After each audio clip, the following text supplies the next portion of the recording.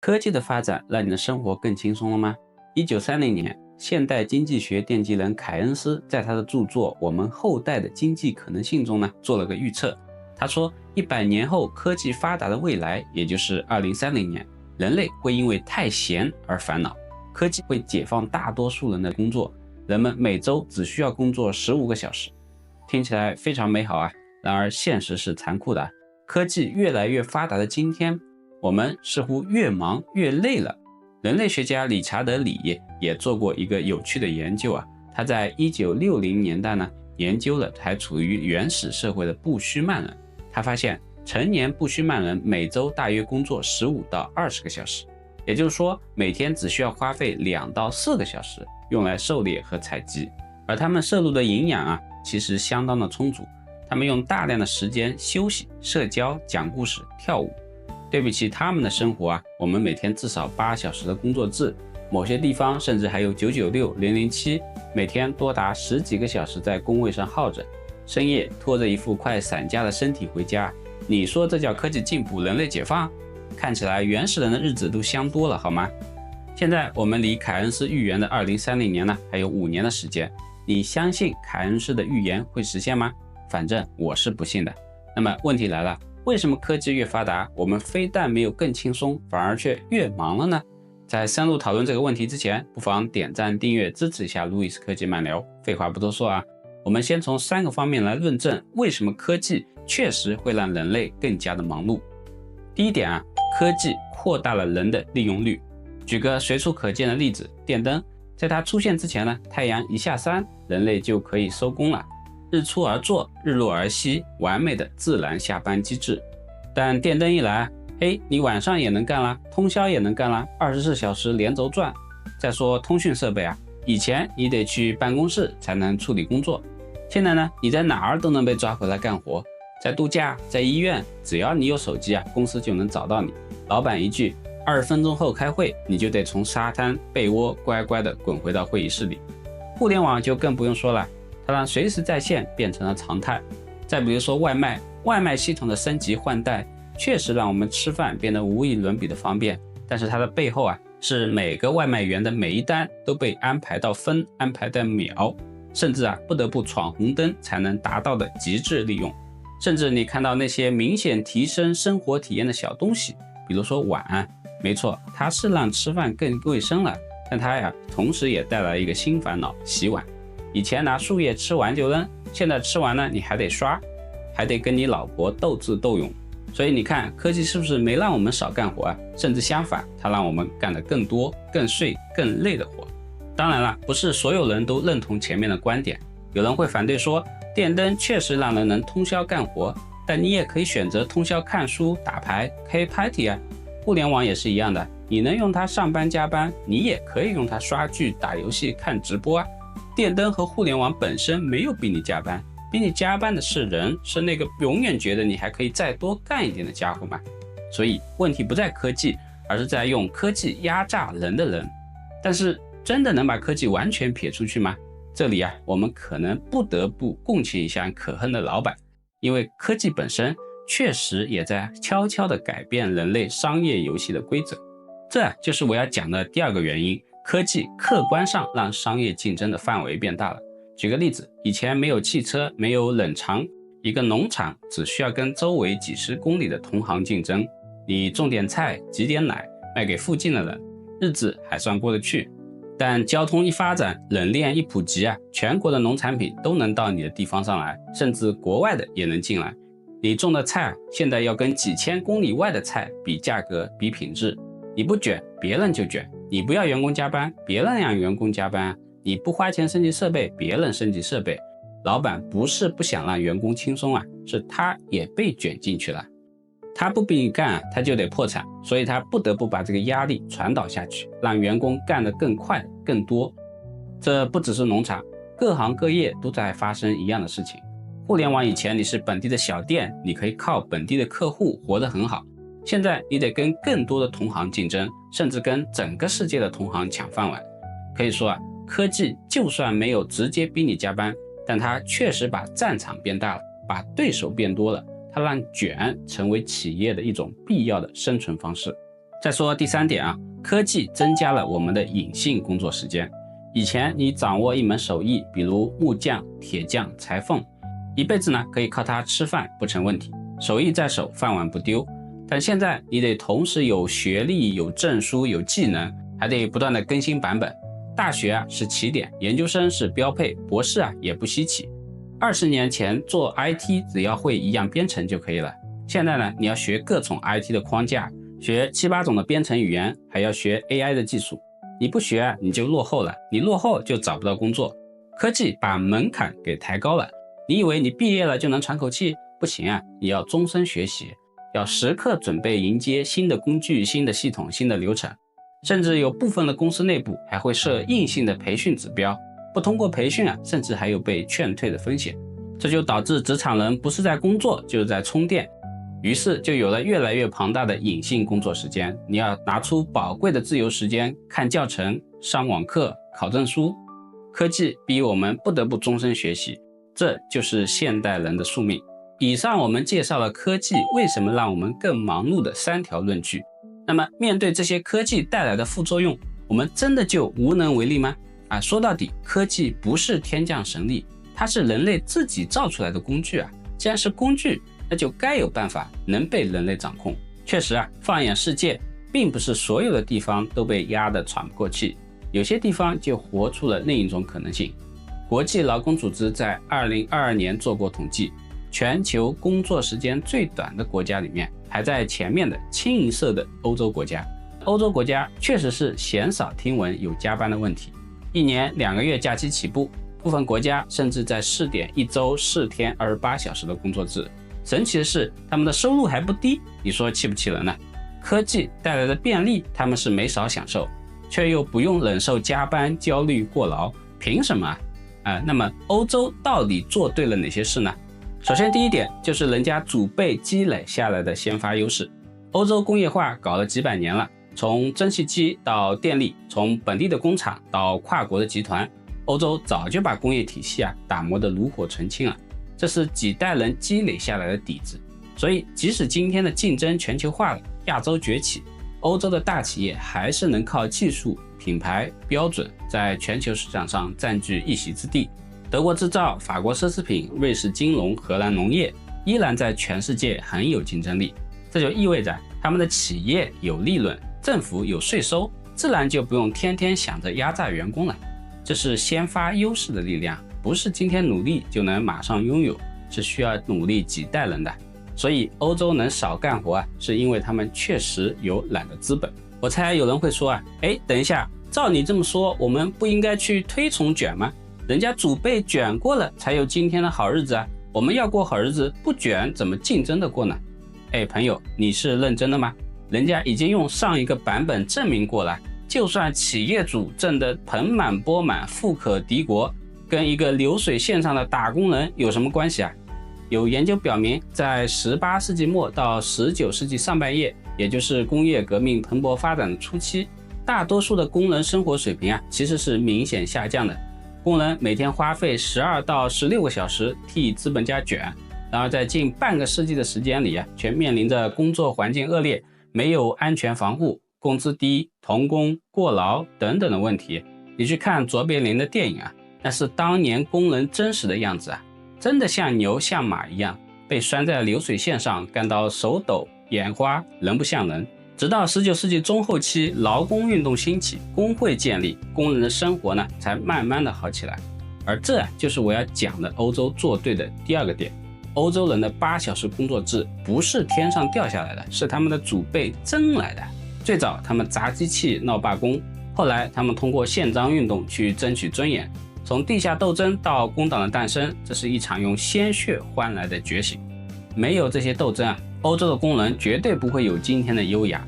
那些相信今天的卷能让以后不用卷的人，我想说这个想法绝对是错误的。既然你现在那么能卷，凭什么你的老板赚钱之后就会大发善心，不再让你卷了呢？说不定养成了路径依赖了。所以已经证明了错误的路径，就没必要再走一遍了。有成功的案例不学，非要摸着石头过河吧？就是现如今，欧洲工会还在不间断地为人们争取利益，比如现在一周35小时的工作在欧洲已经非常常见了，甚至他们还在争取一周4天28小时的工作制。因为这里的人相信科技进步了，效率提高了，人类就该工作的更少，有更多的自由时间。这一切的背后都有工会和严格法律的身影。敢违法劳动法，罚到你破产；敢违法解雇员工，工会会及时介入，维护员工的权益。公司收入增长了，工会代表你跟公司谈判，要求涨薪。总而言之人家确实是有工薪阶层的代表，真心诚意的为大伙的利益做斗争的。正是这种斗争的精神在今天避免了欧洲的内卷。欧洲人在抗争的同时呢，还做了另外一件事，那就是构建社会的福利体系。我发现有不少人可能对福利社会有点误解，认为福利社会就是人们拿好处的。其实福利当然不是白得的，首先你得交高额的社保。以德国为例一个身体健康的单身年轻人，他的收入有将近一半是要交各种社保的，包括养老保险、医疗护理保险、失业金，还有个税等等。所以说年轻人其实大概率是福利体系的供养者，而不是受益者。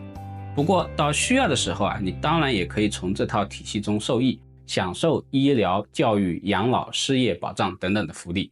你就算不去努力的工作，也有这个体系来保障你基本的需求。相反，你干的越多，社保和税扣的就越多，纯纯的就是为这套体系为爱发电了。这就直接打击了很多公贼自愿加班的积极性大家会思考，我为什么要卷？老老实实遵守合同，干个7小时下班不香吗？而这套体系确实也调节了整个社会的贫富分化。你是一个主管，你税前8000，扣完税社保剩下4000。我在工地上干活，超市收银，税前4000，扣完后我可能也还能剩个2-3千。整个社会大家收入没有太大的差别，这样的社会就比较没有卷的必要了。有人可能会说那对比起来我们的收入还是太低了呀，没有不卷的资本。真的是这样的吗？其实你仔细算一算，我们的人均 GDP 已经达到了13000美元了。从购买力上来看呢，可以说是超过了那些人均2万美元的中等发达国家了。你要是觉得你的生活跟中等发达的国家差得远，那么必然说明有人帮你过着超发达国家的水平。所以不是收入太低了，是钱没有分好。欧洲的福利体系呢，当然也不是完美的，但它至少证明了一点，科技的红利可以通过制度的设计让更多的人受益。当然讲内卷人口问题是绝对绕不过去的，这就是我要讲的第4点，相对稳定的人口结构。欧洲战后经历了一波婴儿潮，但最近几十年整体人口是衰减的状态。以德国为例，自1965年开始，出生人口就进入了断崖式的下跌，进入到90年代之后呢，更是开启了新的一波主跌浪。近20年来，可以说20-30岁参加竞争的年轻人是越来越少了，劳动力的减少，议价能力自然就上去了，甚至有些岗位没人想干，企业再怎么想压榨也得掂量掂量。你不尊重员工，员工直接走人；你要求加班，谁鸟你这就是人口红利的反面，人口紧缩带来的议价权。所以欧洲人不用为了一个岗位去拼命讨好老板，卷得头破血流。相比下呢，我们这边这几年毕业生的数量真的是太多了，每年超1000万新鲜的劳动力涌入市场，岗位虽然可能也增加了，但架不住僧多粥少你想找工作是在跟几百甚至上千人抢一个坑位的，想谈条件，你猜 HR 会不会多看你一眼？所以这一点也不是哪个个人的问题，还是客观条件导致的。除了以上4条客观上的原因呢，欧洲人还有一个主观上的特点，那就是价值观的多元化。你想想，在我们这片土地上，为什么大家都在拼命的卷呢？因为整个社会的追求太一致化了。你得有车，你得有房，你得买最新款的手机，得让孩子上最好的学校，得在朋友圈里活得光鲜亮丽。你做不到这些呢，就觉得自己失败了。但是你真的需要这些东西吗？还是说你只是被人的对比给裹挟了？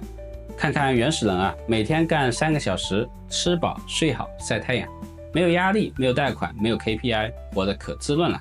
你说现代人能不能也每天只干3小时，过上原始人的幸福生活呢？其实是可以的，去看看山河大神，干1天休3天，活得也挺自在的。那么为什么我们不能接受山河大神的生活呢？因为我们不满足于够用，自己的感受好不好另说，至少看起来不能比别人差吧。这就是消费主义的陷阱，它不断的制造伪需求、焦虑，不断的激发你对比的欲望，让你觉得缺这个缺那个，于是呢，为了去买那些看起来需要的东西，不得不加班贷款，忍受老板的 PUA。 你想在大城市安家，想娶妻生子，想让孩子赢在起跑线，那么背上一个几十年的房贷吧，这样你就不敢辞职，不敢休息，不敢对老板说不。这时欧洲人价值观多元化的好处就体现出来了。我对欧洲人体验特别深刻的一点就是，他们真的不太在乎你开什么车，住什么房，穿什么衣服，孩子上什么样的学校。没有人会因为你背奢侈品牌的包而多看你一眼。我有不少同事每天就是穿着10几年有破洞的鞋，1年3季穿冲锋衣。要是你以为他们的生活贫瘠，那就大错特错了。他们可能是志愿者，每个周末去公园自愿捡垃圾，可能是运动达人，可能是某个俱乐部的大牛，是某个领域的隐藏大佬。他们把有限的时间和精力花在自己真正热爱的事情上面。在这种多元价值观的社会里呢，人更容易专注于精神的满足。简单说就是追求自我，不需要活成别人眼中的成功人士。那么在这种价值观的驱动下，金钱和物质就不是唯一的目标了。为了多挣那么点加班费，那真是浪费生命。以上就是我总结的5点欧洲反内卷做对的事情。你可能会说了，你把欧洲吹得天花乱坠，但你没有看到现在东大的公司把他们打得满地找牙吗？企业天天裁员，法国人天天上街跟玩似的，这不正说明欧洲搞的这一套不行了吗？没错尤其是科技行业，裁员、缩编、降薪这些事都在发生。但这绝对不意味着他们不鼓励加班的制度错了。我们得看清一个更大的背景，全球竞争下的各国企业和员工本质上呢是一场囚徒博弈。有些地方为了让产品更便宜，服务更快，干脆放任企业违反劳动法，直接或间接强迫员工超长时间的工作，工资压到最低，福利能省则省。短期看公司的业绩提升了，市场份额扩大了，但长期呢，你逼别人要不就不得不跟着卷，或者干脆就不跟你玩了。你破坏了游戏的平衡，你让尊重员工变成了落后的表现，你让遵守法律变成了竞争劣势。这就是一场劣币驱逐良币最后市场上只会留下靠压榨员工而活下来的企业，受伤的还是你我这样的普通人。而我们知道破解囚徒博弈的最佳方法其实一开始就是注定好了的，就是大家都不靠违法的手段来卷，你遵守劳动法，我也遵守，我们卷效率，卷创新，大家都把人当人，而不是耗材看。你总不能一边痛骂老板压榨你，同时又嘲笑欧洲工会天天闹腾，降低了企业竞争力吧？这不就精神分裂了吗？说了这么多，那对我们有哪些启示呢？我们到底该怎么办才能摆脱这该死的内卷？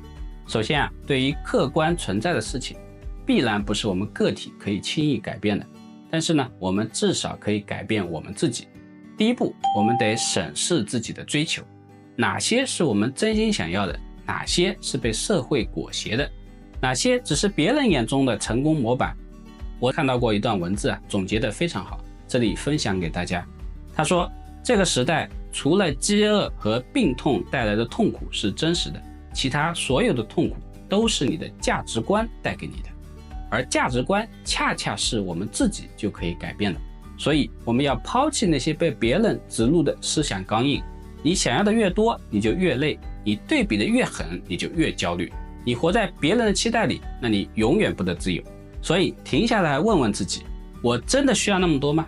我真的要用青春和健康去换一个别人眼中不错的人生吗？花点时间思考一下这个问题，不用害怕浪费时间，不用害怕落后别人，找到自己内心真正喜欢的事物，才是人生最宝贵的财富。第二步，个人层面尽量不要去卷。